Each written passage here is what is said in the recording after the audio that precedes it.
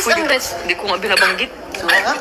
Naku po, Melka, hindi na nakapagpigil na i-booking itong dalawa. Yes, mga mima. So, bago natin ipagpatuloy ng ating pag-support today's video, kung bago ka pa lang sa aking channel, please subscribe, like, and pakita rin pa natin guys ang notification bell upang ma-update po tayo tuwing ako pinag-upload patungkol sa Team Kalingap.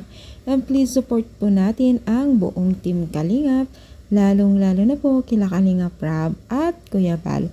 Alam niyo ba guys na itong si Melka ay hindi na nakatiis na sinabing nag-kiss daw ang dalawang mag-love team during nasa biyahe sila. So talagang totoo na ba o confirm na ba na in relationship na ba ang dalawang ito?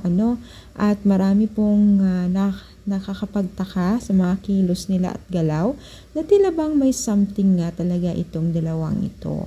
So, marami pong haka-haka, which is alam naman natin kung hindi tayo pinanganak kahapon, ramdam natin at alam natin yung mga kilos ng kabataan kung meron na o sila na ba talaga. So, yun ang mga hinala po nila sa dalawang mag-love team na ito, no?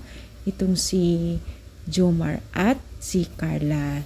So, why not naman? Kasi pares naman po silang single, no? So, much better talaga na yung mga ganitong klaseng relasyon kung sasabihin nila, why not, no? Kasi nasa tamang edad na rin po ang dalawang ito. Ang importante ay huwag pabayaan ang pag-aaral po ni Carla. Napakatalino pati naman ni Carla.